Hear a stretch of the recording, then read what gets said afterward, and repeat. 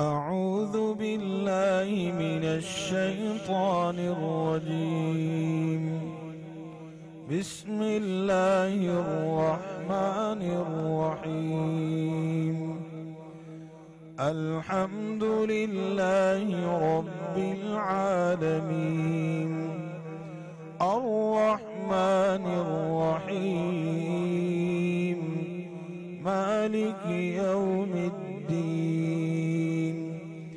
إياك نعبد وإياك نستعين. اهدنا الصراط المستقيم صراط الذين أنعمت عليهم غير المغضوب عليهم ولا الضالين.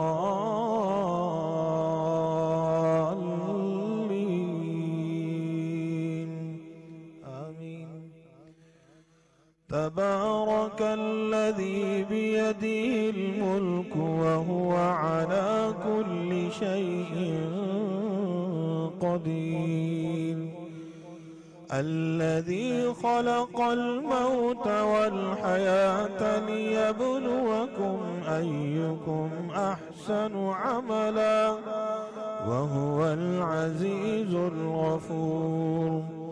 الذي خلق 7 سماوات طباقا ما ترى في خلق الرحمن من تفاوت فارجع البصر هل ترى من فطور.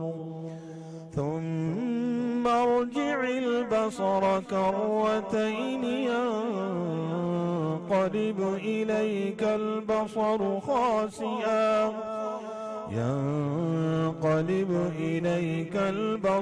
خاسئا وهو حسير.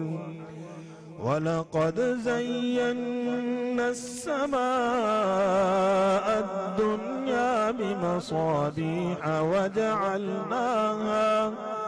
وجعلناها رجوما للشياطين وأعتدنا لهم عذاب السعير. وللذين كفروا بربهم عذاب جهنم وبئس المصير. إذا ألقوا فيها سمعوا لها شهيقا وهي تفور تكاد تميز من الغيظ. كلما ألقي فيها فوج سألهم خزنتها ألم يأتكم نذير. قالوا بلى قد جاءنا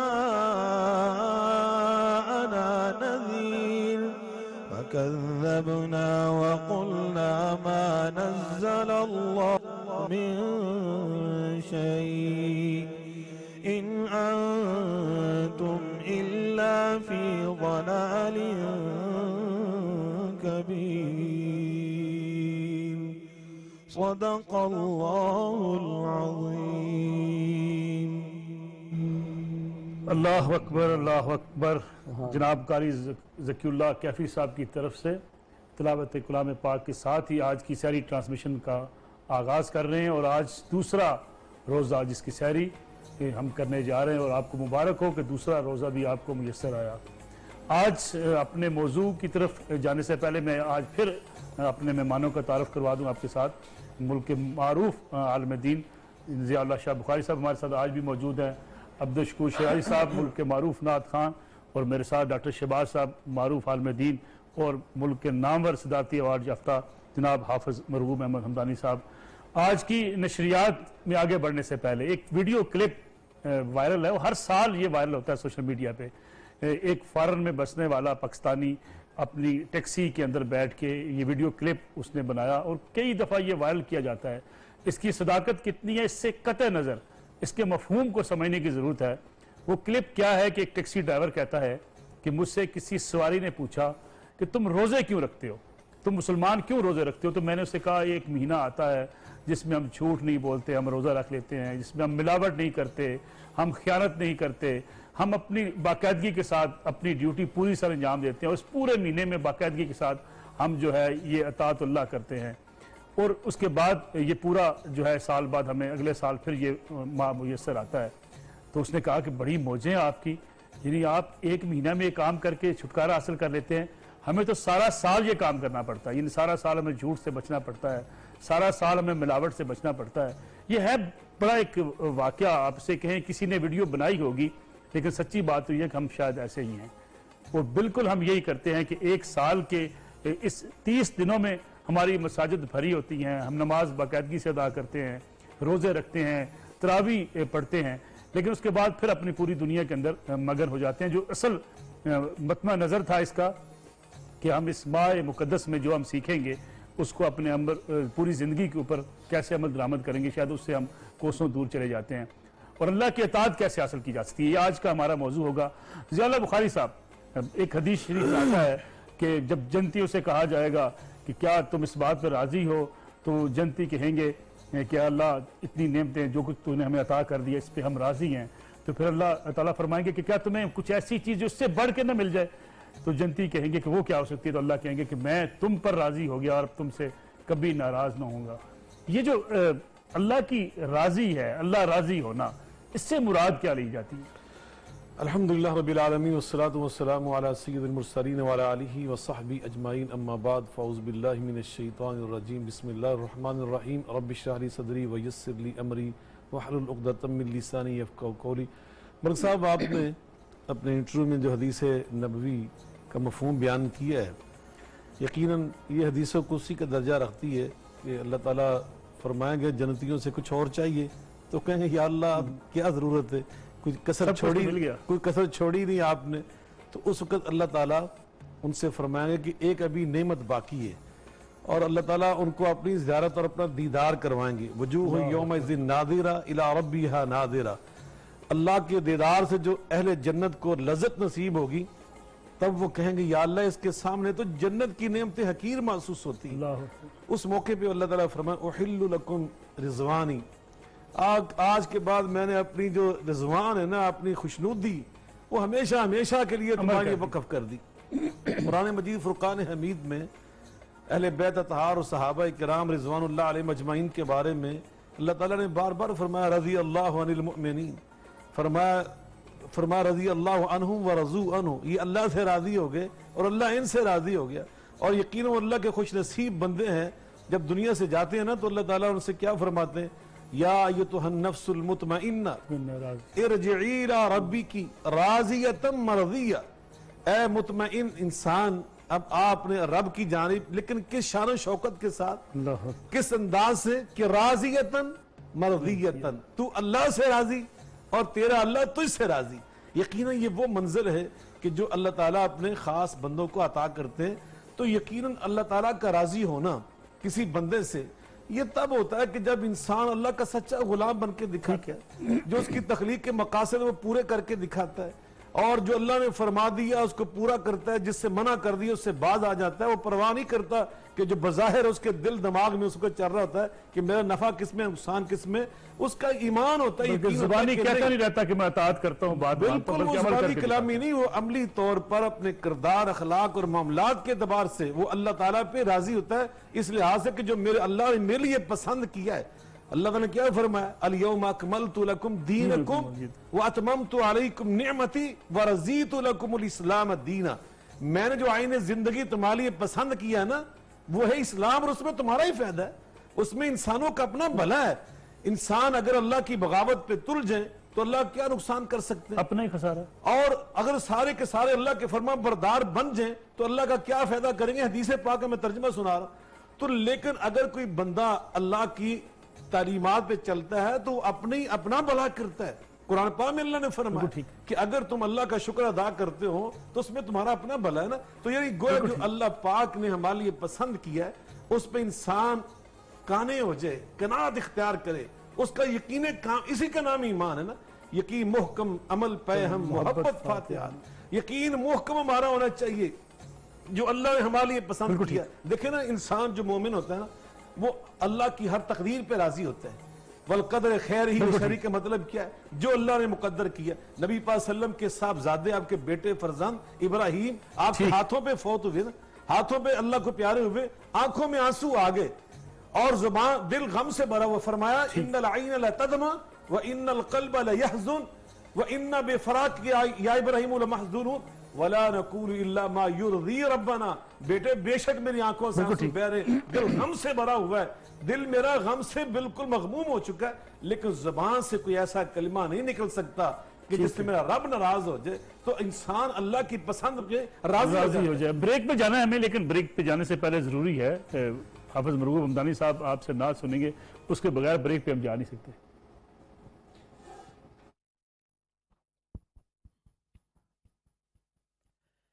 بنے ہیں دونوں جہاں شاہ دو سرا کے لیے، سجی ہے محفل کونین مصطفیٰ کے لیے، بنے ہیں دونوں جہاں حضور نور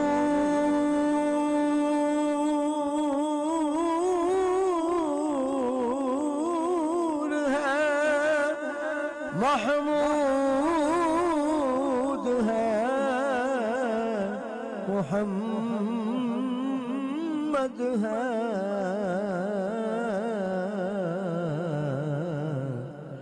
جگہ جگہ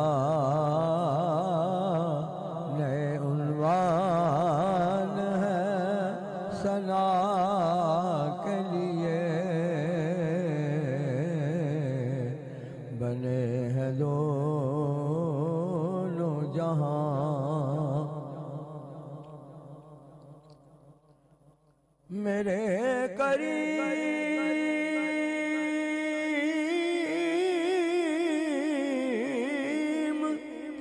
میرے جان ساز بندہ نواز،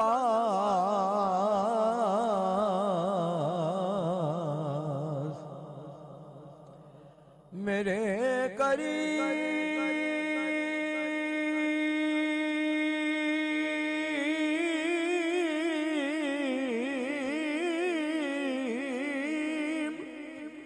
میرے جان ساز بندہ نواز،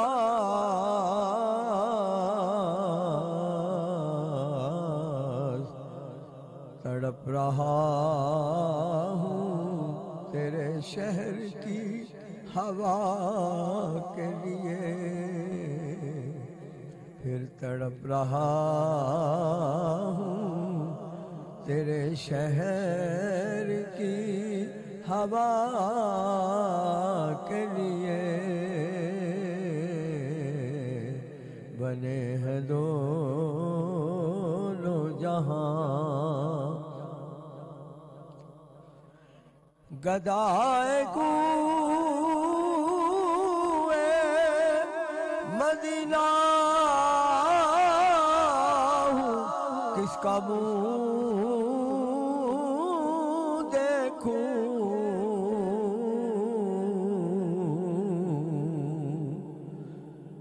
گدائے کوئے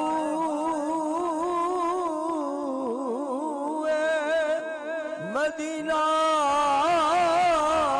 ہوں، کس کا منہ دیکھوں،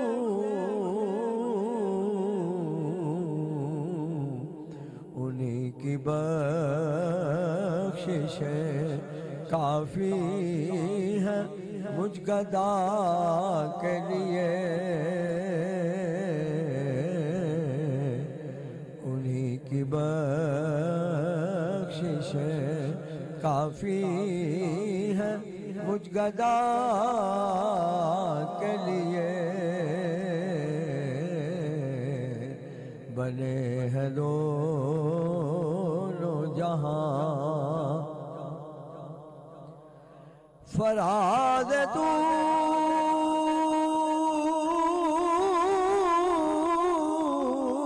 پہ وہ بے نقاب کیوں ہوتے،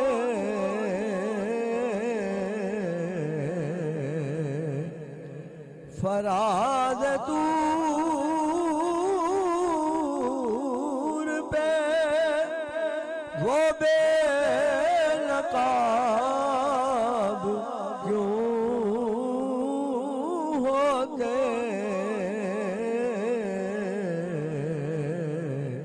کہ آشنا کی تجلی تھی آشنا کے لیے، کہ آشنا کی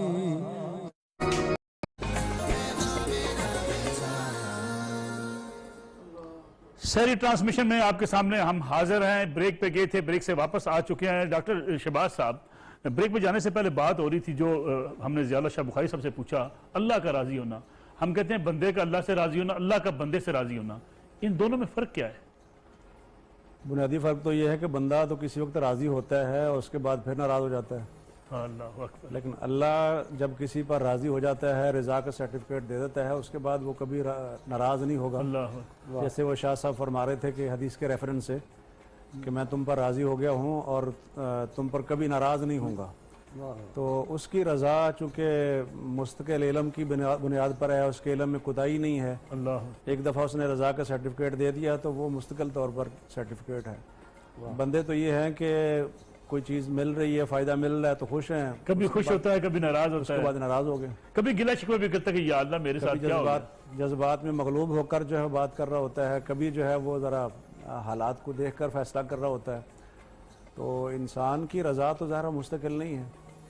اگر اپنی رضا کو اللہ کی رضا کے تابع کر دے تو پھر یہ قریب ہوتا ہے اس چیز کے جو اللہ کی رضا ہے.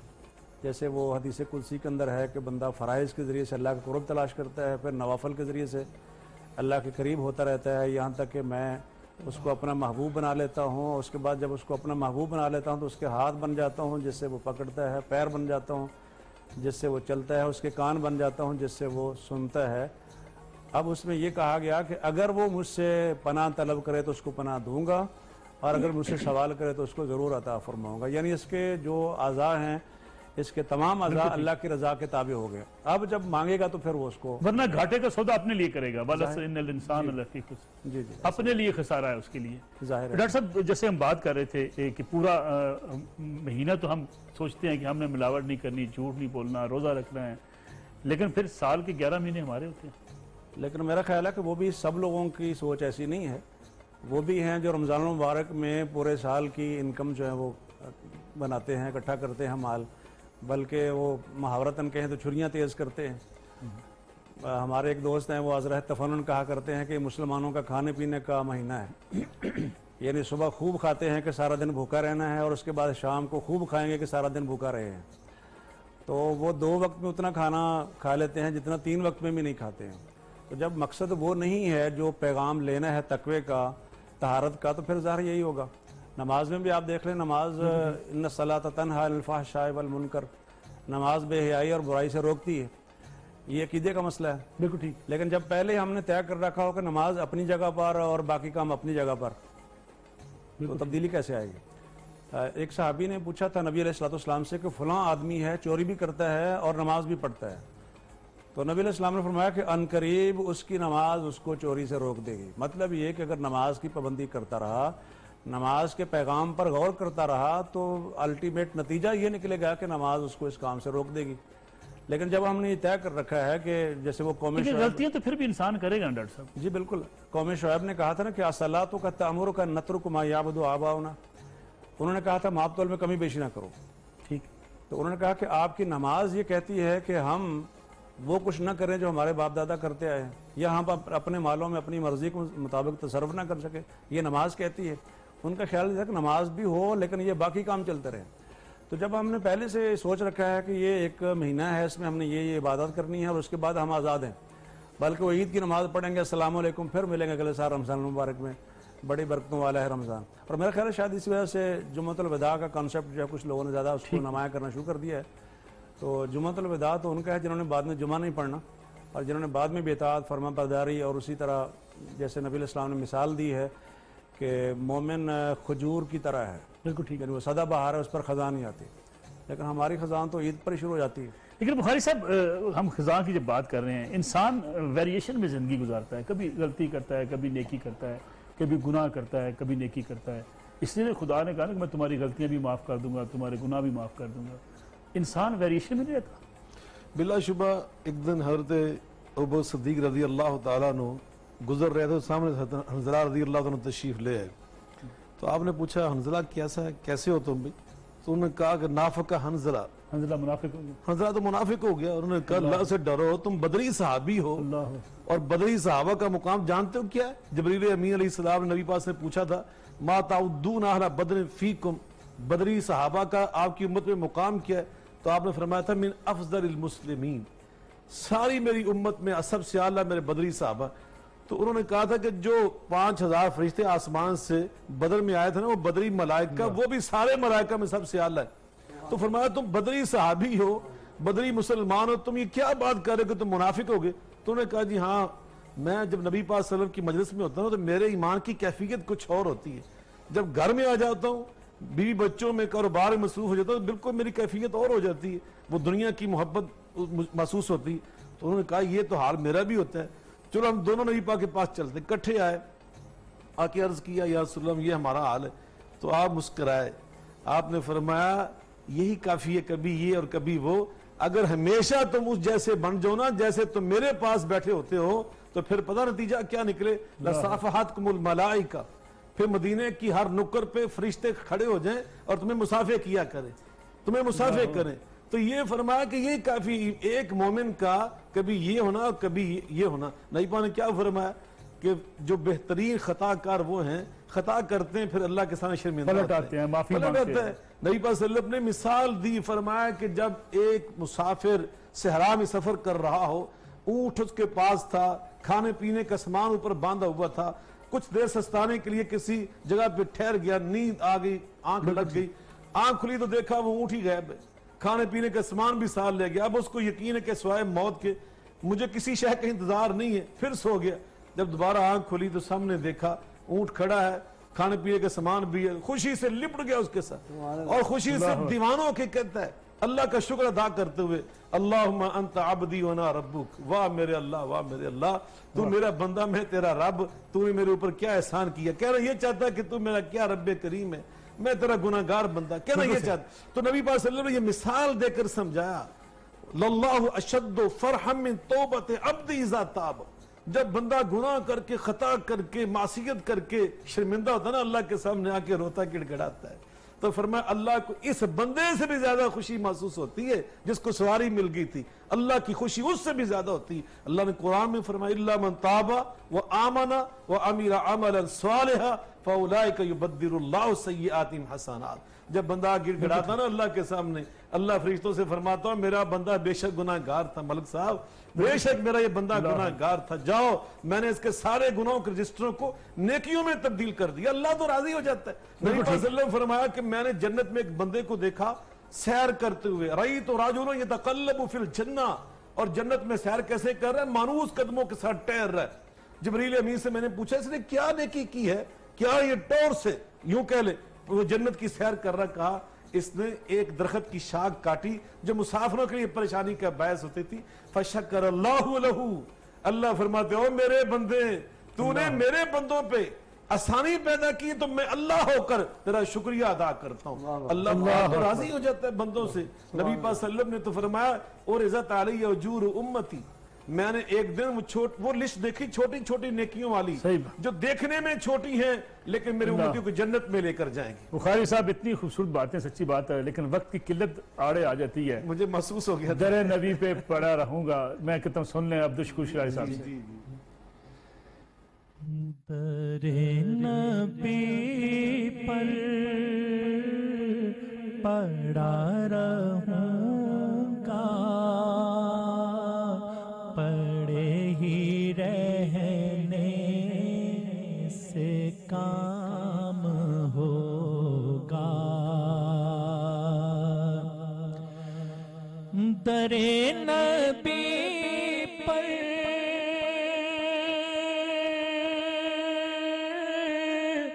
پڑا رہوں گا،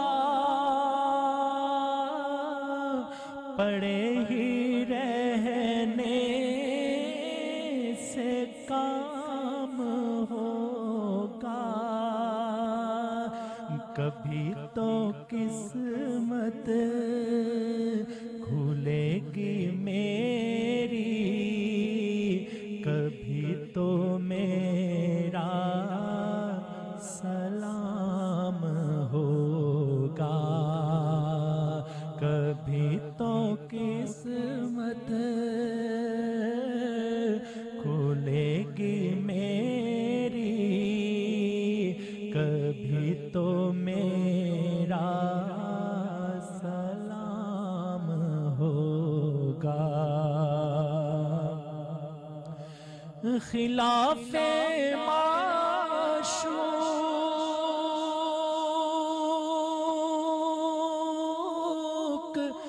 کچھ ہوا ہے، نہ کوئی عاشق سے کام ہوگا. خلاف معشوق کچھ ہوا ہے، نہ کوئی عاشق سے کام ہوگا. خدا بھی ہوگا ادھر ہی اے دل جدھر وہ عالی مقام ہوگا. خدا بھی ہوگا ادھر ہی اے دل جدھر وہ عالی مقام ہوگا. کیے ہی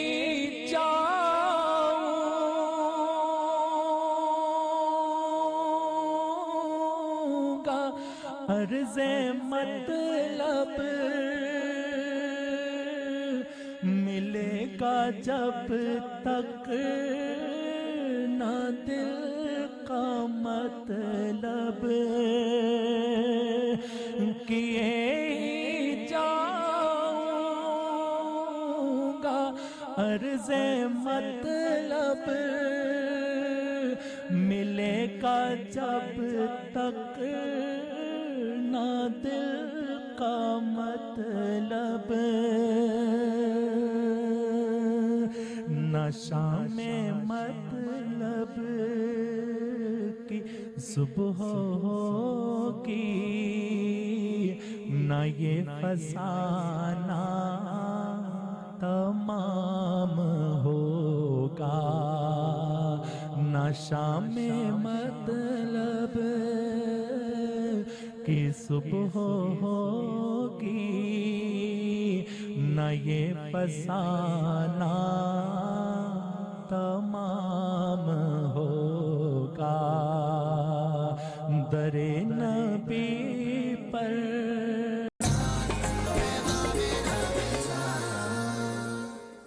سحری ٹرانسمیشن میں ایک بار پھر ہم حاضر ہیں. بات ہو رہی تھی اور بڑی خوبصورت نعت سنی آپ نے شاہد صاحب کی، در نبی پر پڑا رہوں گا. اور جو حدیث کے الفاظ ہیں میں اس کا تھوڑا سا ترجمہ اور اس کا مفہوم اگر آپ کے سامنے رکھ دوں تو فرمایا کہ تم میں سے کوئی شخص اس وقت تک مومن نہیں ہو سکتا جب تک میں یعنی نبی کریم صلی اللہ علیہ وسلم یعنی میں محمد صلی اللہ علیہ وسلم اس کے ماں باپ اس کی اولاد حتیٰ کہ دنیا کی ہر چیز سے عزیز نہ ہو جاؤں.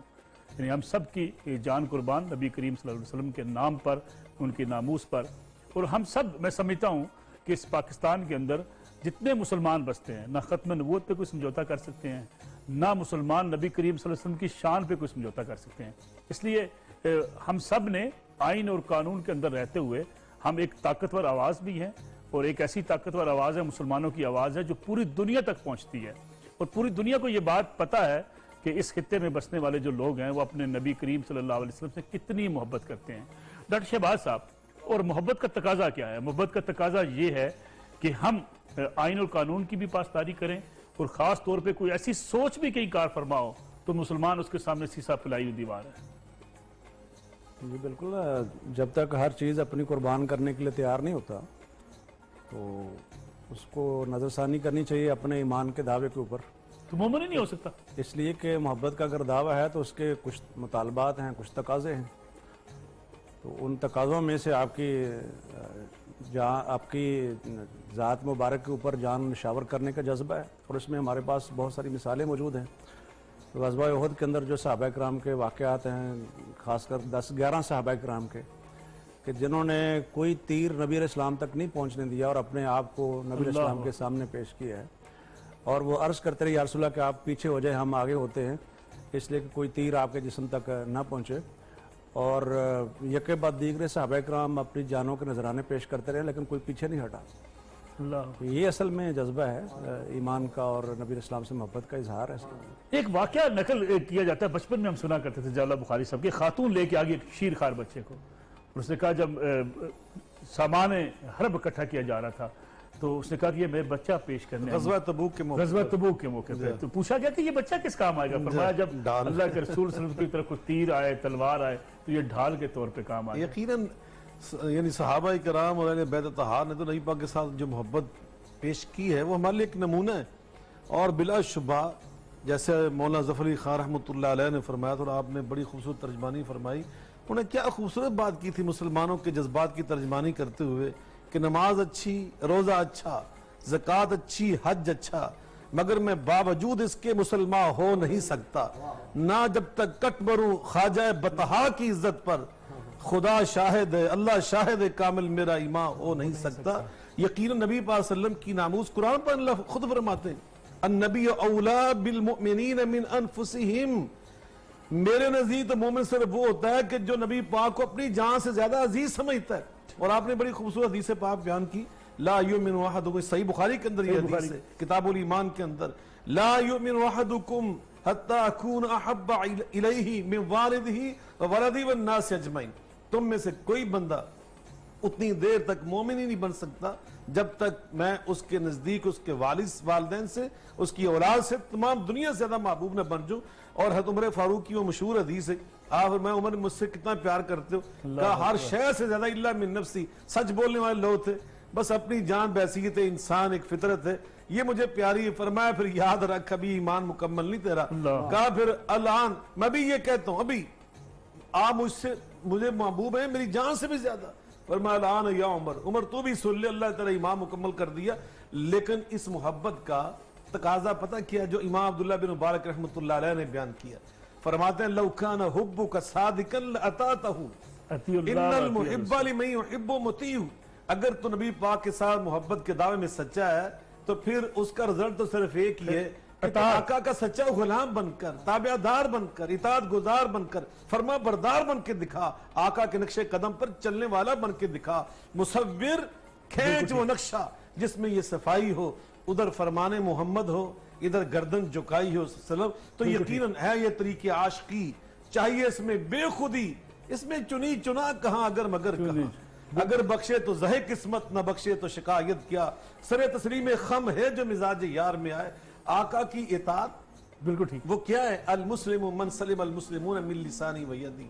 آپ نبی پاک کا نام بھی لیں، محبت کا دعویٰ بھی کریں، لیکن آپ کی تعلیمات سے انحراف کریں.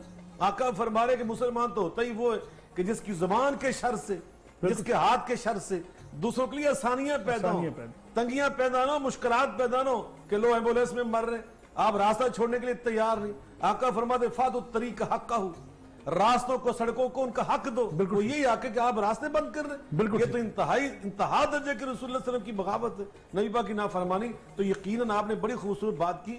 بحیثیت مسلمان یہ سچی بات، پاکستان کے مسلمانوں کو اللہ نے یہ خاص ایک طرح امتیاز عطا کیا کہ جس قدر ہم نے والہانہ فریفتگی شیفتگی ان مسلمانوں کے اندر دیکھی آقا کے حوالے سے ہم نے کہیں اور نہیں دیکھی. لیکن اس کے ساتھ ساتھ یہ بھی ضروری ہے کہ ہم فراست، بصیرت، حکمت، دانائی ان ساری چیزوں کو بروئے کار لائیں. نبی پاک سے ہمیں وراثت میں جہاں یہ سارا دین ملا وہاں فراست، آقا کی بصیرت، صبر، تحمل، بردباری، تو یہ ہمارے اندر چیزیں ہونی چاہیے. یقیناً والکاظمین الغیظ والعافین عن الناس واللہ یحب المحسنین. ہمارا دل دماغ، نبی پاک کے بارے میں اللہ نے کیا فرمایا؟ الم نشرح لک صدرک، ہم نے آپ کا شرح صدر کیا ہے. نبی پاک کے امتی جس قدر آقا کے قریب ہوتے جاتے ہیں نا، اسی قدر ان کا دل بڑا ہوتا جاتا ہے. دل دریا سمندروں ڈوبے کون دلا دیا جانے ہوں. ایک مسلمان کا دل بہت بڑا دل ہوتا ہے. شاہ صاحب پھر آگے کمرشل بریک. یہ باتیں سچی بات ہے، روکنے کو دل نہیں کرتا، لیکن ایک چھوٹی سی کمرشل بریک ہمیں پھر شامل کرنی ہے اپنی ٹرانسمیشن میں. واپس آتے ہیں.